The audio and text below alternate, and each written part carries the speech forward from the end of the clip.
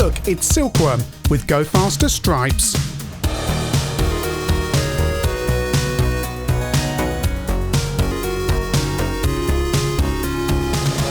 SWIV is a 1991 game from Storm, aka The Sales Curve.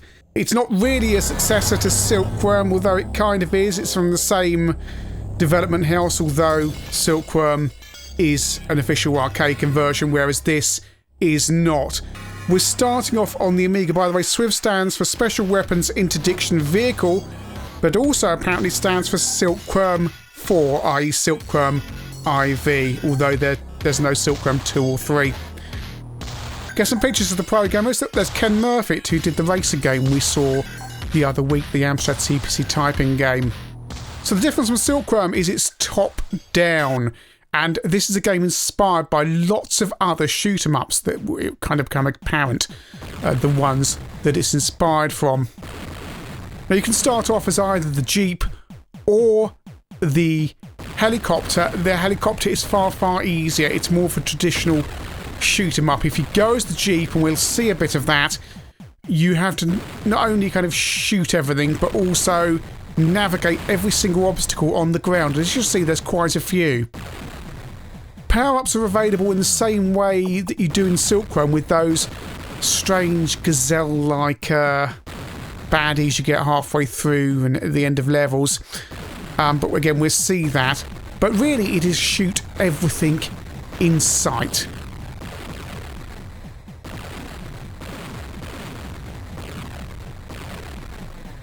There is certainly lots to see. That just a train went past there. Choo choo, Mr. PSB. And really, well, it's a shoot 'em up.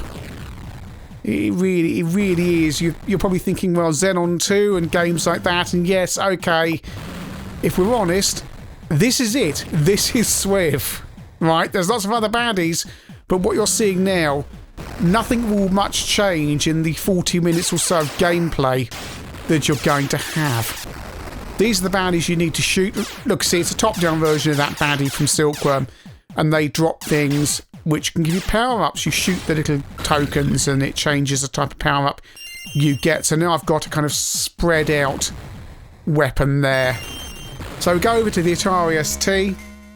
Now, I've got a bit of caveat with my ST version because, look, it stops there. Now, apparently most of the cracks available online are broken. That Silkworm continuously streams the background off of the floppy disk, but most of the cracks, apart from the very latest ones, which I didn't know until after I played the game, actually are broken and just suddenly stop when it would have been streaming data from the floppy disk. So that's annoying, but since I've been playing this for quite a long time, I'm going to stick with this now, because I'm not going back and playing it again. So graphically, yeah, it's 16-colour version of the Amiga. It scrolls smoothly. As I say, ignore the pausing that you will see from time to time. Sound effects are what's really lacking on this version. Really lacking. On the Amiga, if you shoot something on the left-hand side of the screen, the explosions of the bullets are on the left-hand side of the speakers. On the right-hand side, you get them on the right-hand side. It's a game where sound plays a big part of the game. Look what we've got! Look what we've got running! It's an Archimedes version of a game! Hallelujah! Yes, and this has been captured on my RetroTink. It will look a little bit too sharp because I should have dialed down the settings on it. But here we go. There's a little bit of jittering going on as well down the bottom there. Please ignore it. Still early days with the new RetroTink. But there we are with an Archimedes version. So it looks and sounds very similar to the Amiga version. I'm not getting that stereo effect here on the Archie. The controls are terrible. ZX, R and D as defaults. The instructions that come with the game don't help. But if you mash the keyboards a bit, you can actually redefine the keys, but you're not told that anyway. It's one of those games where the manual basically says, here's the instructions for the ST and Amiga, and if you've got an Archimedes, tough. Over the Spectrum +2, and it's my +2A. And again, we're capturing on the RetroTink, so sorry if it's a little bit too sharp. Again, I need to dial the settings back a little bit. Slightly unnaturally sharp. Well, off we go on the Specky, and look at it move. You'll notice the first big problem is that enemy bullets are hard to see against busier parts of the screen. But don't worry, I've got a far bigger problem later on that pertains to my playing of this game. Yes, I'm sticking with the helicopter for now. I will be playing on the helicopter for most of this because only a sadist would want to play this game on the Jeep. The Jeep is really a second player thing, although somebody told me they did manage to complete it with the Jeep, so there we go. Onto the Amstrad. And are we getting a specky port or are we getting full colour? No, we're getting a specky port. And I'm back on the standard capture, which looks very very soft all of a sudden compared to the new setup. But the RetroTink is going to be phased in slowly, partly because I'll need a new MacBook to do all the capture from it. I'm currently having to cart any machine I want to use with the RetroTink into my office to use the Mac Mini because it needs the entire new capture setup requires Thunderbolt 3, which my old MacBook doesn't have. Amstrad version's chugging along. Yes, I suspect Ken Murphy probably had a couple of weeks to convert this to the CPC, and there is no optimization at all, and it's chugging along. Although that said, I find that specky version a little bit unforgiving in terms of the speed, but you know, the sales curve really didn't like the CPC, did they? Speaking of which, over to the MSX. What are we going to get here? What are we going to get? Lovely hardware sprites, some nice hardware sprites. No, it's the Spectrum version, but slightly slower than the CPC. Converted in Spain, and this must have sold a few copies because, for all intents and purposes, as far as I can see, this is a 128K only game on the MSX. Yes, you would require a 128K MSX to play this, and you can count the number of 128K MSX owners on the fingers of one hand. In fact, my MSX2 is the only MSX I have that has 128K, so I bet this flew off the shelves. Over to the 64. Highly rated. Commodore format gave it 91%. And when I'm looking at the Views Amiga format, 88%. And YS gave it 90%. So it looks far more basic on the 64. Looks like something a lot older than it actually is. And I'm just showing you the Jeep here. Playing with the Jeep because people are going to complain if I don't. And yeah, it looks like a far older game, something from the mid-80s, but it plays so well. And it's really smooth.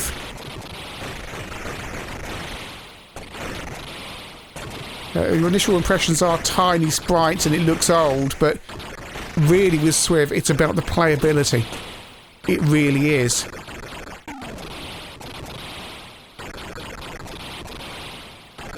And while I'm talking about things, I should also mention that I'm not featuring Mega SWIV and Super SWIV from the SNES and Mega Drive on this review. And there's a problem with the Jeep that if you get trapped, you can be pushed off the screen and die, or you can get trapped behind objects and also die. Yeah, I'm not featuring, this is the Amiga version now, the SNES and Mega Drive versions because they are sequels.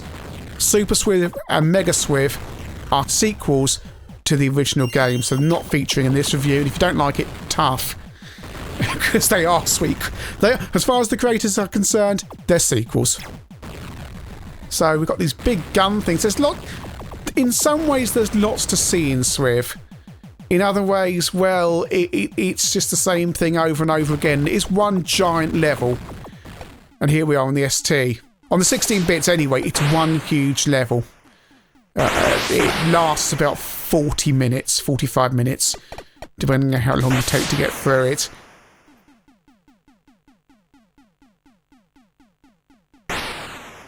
There's no music when you're playing the game on these 16 bits, and I should mention we've got the Archimedes version, so here we are, 32-bit version. I can't get away with saying 16 bits because we have a 32-bit machine here. And yeah, this is direct port of the Amiga, isn't it? It's one of those things that happen with the Archimedes, that you just get a direct Amiga version. It doesn't take any advantage of the additional hardware, but hey, the original game is incredibly polished, so you're not going to have too much to complain about. I mean, it's slim pickings on the Archie, right? A lot of the games are not terribly good. Some of the shoot-em-ups that are native to the Archie I've played really not impressive. But this is a proper commercial, big software company quality shoot 'em up. And yeah, it's really good, even if the Archie can do better than what we're seeing here.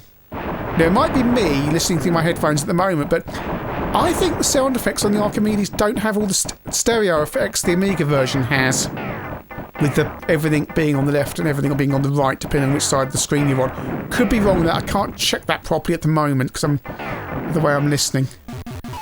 Back on the Spectrum. It's nippy. It's a nippy game. And rather humiliatingly, top right-hand corner on the 8-bit versions, or ST, on the Spectrum, Amstrad and MSX, tells you how long you've been alive for. So there's no hiding in this. Yeah, 1 minute 7 seconds I've been since I last died. I mean, the graphics are very basic on the spec here. It looks yellow and black on level 1. It reminds you of Commando. And here's the big end of level 1 baddie. The 8-bit, or the Spectrum, Amstrad and Commodore versions do have, and the C64 have, all these 8-bit versions are split up into levels because they are multi-loads, of which we will come to in a minute. Oh, and over to the Amstrad, which again looks very soft compared to the RetroTink capture, but I must stress that RetroTink needs its settings dialing back, and that's a level 1 complete. Yeah, far too sharp on the standard default settings, just a level of sharpness that is uncalled for. Review of that coming soon. Patreons have already had a preview. The firmware's only really become usable recently, very recently, over Christmas in fact. So level 2 on the CPC is this interesting grey-blue colour. I say interesting. Quite dull. I mean, why? Again, there's not more of a smash. Well, I say Ken Murphy, it probably had 2 weeks to do this. And if you've got 2 weeks to do it, then, you know, you've just got to get on with it, really. If that, I mean, that MSX version, again, is probably a Spanish, well, yeah, it Drosoft. So, a Spanish weekend conversion done for a couple of £100 by a 12-year-old, I would imagine.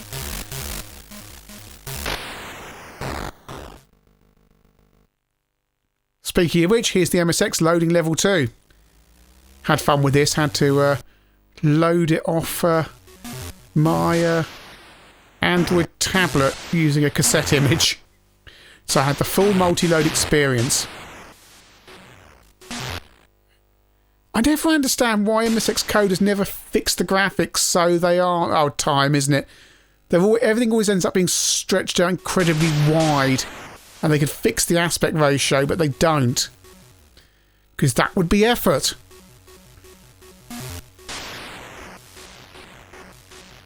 I mean, it must be something to be an MSX owner at this time, because on the one hand, you know what the machine's capable of if you've got any Konami cartridge, and then you get this British dross converted by someone, and that's your lot, really, for your £10. Because this, realistically, is all you can probably afford compared to £30 for a cartridge, if you can get hold of it. Especially by this time, 1991, or you might be buying it in 92, when MSX software is probably... the Japanese releases are getting harder to get hold of for MSX1 machines. Although, as I say, you're probably playing this to add insult to injury on your MSX2 because it needs 128K. It's plodding. I mean, on the one hand, on the MSX, you've got all those Konami shoot-em-ups that are brilliant that you could be playing. On the other hand, you probably don't own any of those, and you're stuck with this. Back in the 64, it just looks so dated, and I can't stress enough. This is a really good shoot-em-up. It just looks like a far older game. Controls are really responsive. Everything moves as it should.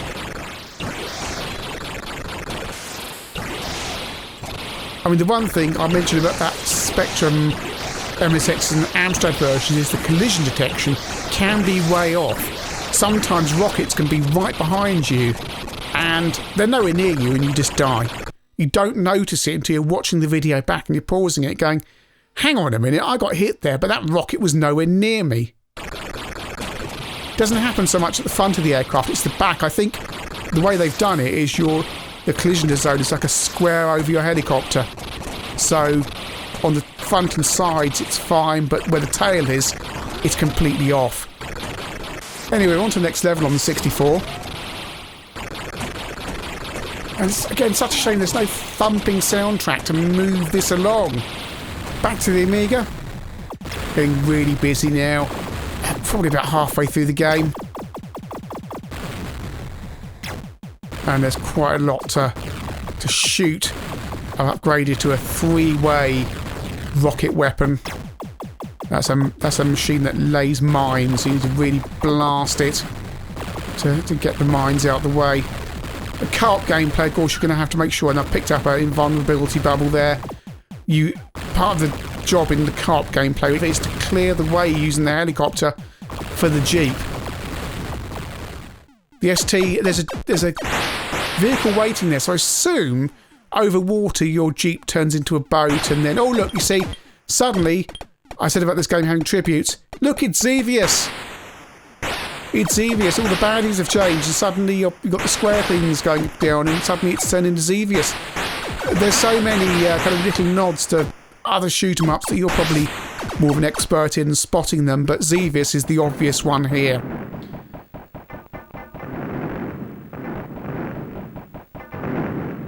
And we're on the Archimedes. Again, you need to find those redefine. Mash the keyboard in the menus until you find the redefine keys thing, because the default keys are sadistic. Absolutely sadistic. Also, speaking of sadistic keys, the Spectrum. Rather than use QAOP as player 1, it uses QA, fair enough, P and Enter as the right hand to move you right. So QA, P and Enter. And that is horrible. That is absolutely horrible to use. Back on the Specky, now I'm going to have to show you some emulator footage now, because I went through the game, created a load of snapshots to load back into my Spectrum so I could record all I needed to do, and none of them load back in. They all seize up. As you can see here, I tried it on my Plus 2, tried it on my Plus 2A. They're not working. The tap image works fine, but create a snapshot, save it, come back to it later. No. So here's some emulated footage from the later levels. Sorry about that, but as you can see from what I just showed you, I did play it all. I did snapshot it all, and it didn't work. The game, as I've mentioned, is very repetitive all the way through, and really it's changes of colours and changes of baddies. There's not... You can play this game for 5 minutes, and really you've kind of experienced it all. It then just becomes an endurance thing. And that's just true of the Spectrum version as all the other versions. Back to the Amstrad, again this big end-of-level baddie, and they're all very similar on the MSX Spectrum and CPC. Usually 3 points to shoot at and different things coming at you. So here's one of these kind of gazelle things. Are they called gazelles? I can't remember. And look, that's a reference to something, 3 baddies shooting around there. But anyway, I need to pick some things up. Moved it on, so I should be coming towards the end of the level. And again, as I say, actually no, there's more to shoot on the C64 version, apologies. But it's always generally some points to shoot at and some places bullets come out of that you need to get rid of. And this is where the angular the power-ups that shoot bullets out at angles come in useful, because you need to hit the spots on the end of level baddie. Same baddie on the Amiga. As I say, the ST Amiga and Archimedes versions are just one long level. They're not separated up, but it is broken up into these stages. No restart points, really annoyingly. So you can't go back and resume. It's just lives, there's no credits or anything like that. It's a shame, really, because you think there could be continue points in the game. You could say, well, actually, I've got this far, and I want to resume from, say, this baddie here. And you can't do that. That's a bit of an omission. password system or resume points or something. Because lose all your lives, you're back at the beginning again. You could be 38 minutes into this game, and I'm playing with infinite lives. Incidentally, the cheat for the Archimedes version, you pause the game and type in Nigel, press return, and there you go, that's infinite lives. That's the name of the coder, apparently. Amstrad version, which also gives you a pretty good idea of what the MSX and Spectrum version is going to be like, because they're the same, really, aren't they? This is the volcano type level. It's this curious pink colour.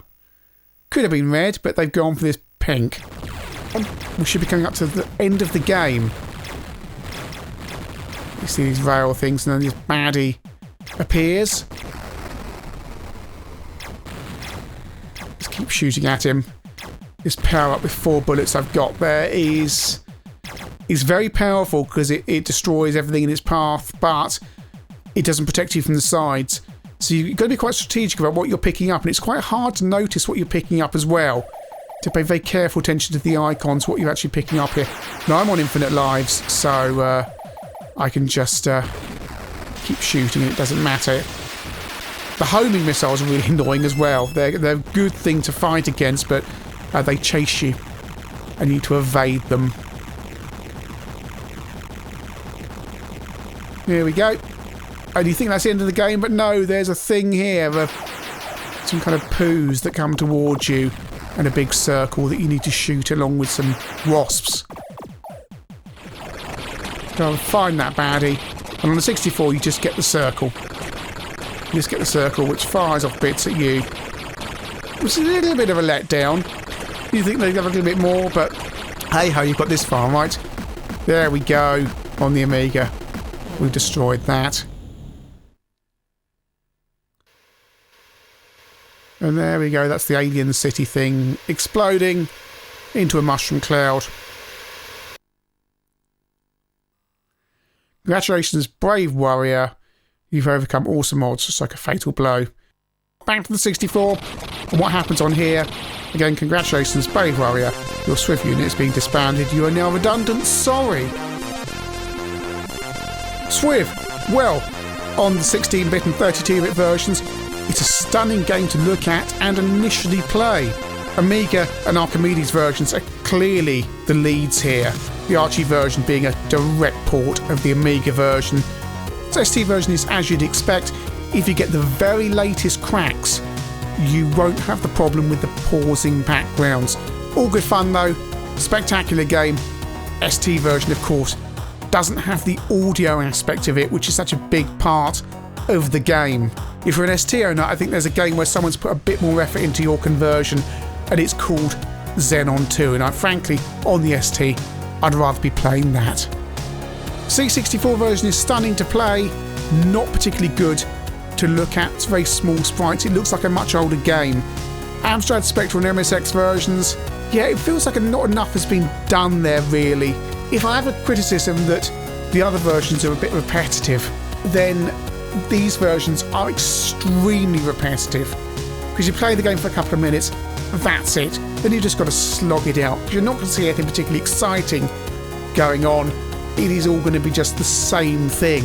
The Spectrum version does move well, and you can excuse the graphics. On the Amstrad, I can't excuse the graphics. And clearly the MSX version is a really quick weekend conversion, as we so often see.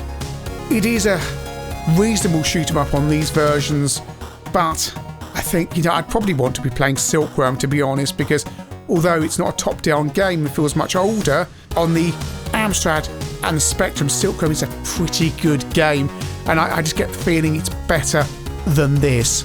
Of course, the elephant in the room is today you can just take a pick of any one of many Japanese shoot 'em ups that are far superior to SWIV.